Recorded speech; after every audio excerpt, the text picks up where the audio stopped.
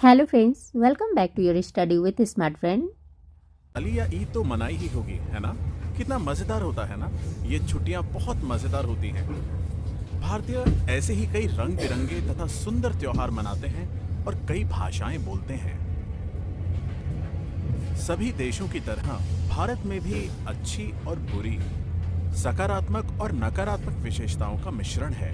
हमारी विविधता द्वारा पूर्वाग्रह के माध्यम से उन लोगों के प्रति कुछ और भी हो सकता है जो हमारे जैसे नहीं है। आइए इस पहलू की जांच करें ताकि हम सभी पूर्वाग्रह के कारणों के बारे में जागरूक हो सकें और जान सकें कि समाज में इसके दुष्प्रभावों को कम करने की दिशा में कैसे काम कर सकते हैं।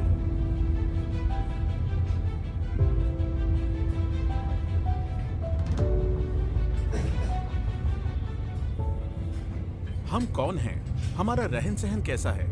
हम कौन सी बोलियां बोलते हैं, क्या खाते हैं और हम कौन से उत्सव मनाते हैं?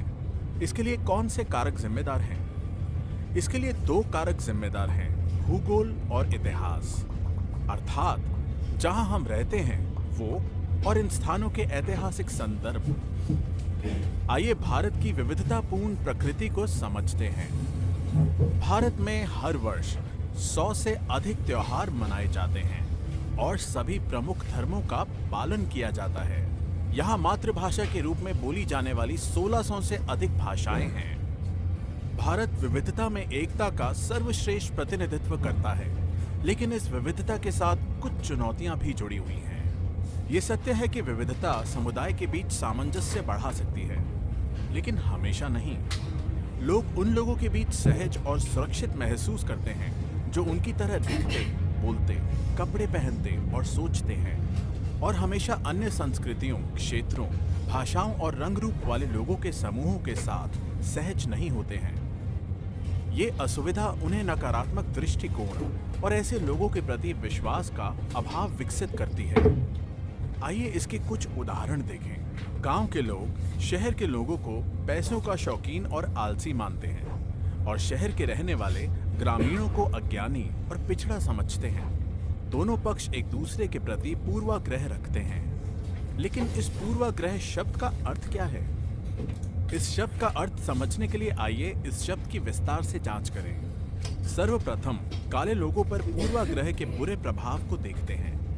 दक्षिण अफ्रीका में 1990 के दशक तक रंग भेद, काले लोगों को अलग करने और उन्हें गोरे लोगों की तुलना में हीन समझे जाने की व्यवस्था प्रचलित थी। वहीं संयुक्त राज्य अमेरिका में अफ्रीकी अमेरिकी नागरिकों को कई शताब्दियों तक गुलाम बनाकर रखा गया और समान अधिकार नहीं दिए गए। इसलिए काले लोगों ने अपनी त्वचा के रंग के कारण नस्लीय पूर्वाग्रह का सामना किया है। अब तक आपको ये स्पष्ट हो गया होगा कि पूर्वाग्रह क्या है। क्या अब आप पूर्वाग्रह के बारे में थोड़ा समझ गए हैं? पूर्वाग्रह शब्द का अर्थ है एक पूर्व धारणा जो तर्क या वास्तविक अनुभव पर आधारित नहीं होती है।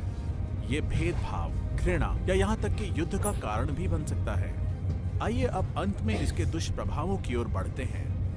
पूर्वाग्रह इस बात को प्रभावित करता है कि लोग दूसरों के साथ कैसे व्यवहार करते हैं और उनके साथ कैसे सामाजिक होते हैं। ये लोगों के साथ दुर्व्यवहार कर उनकी भावनाओं को ठेस पहुंचाता है।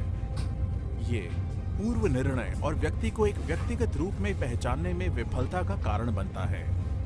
साथ ही ये हमें अन्य जातियों, संस्कृतियों, राष्ट्रीयताओं या भाषाओं के प्रति सहानुभूति और समझ रखने से भी प्रतिबंधित करता है।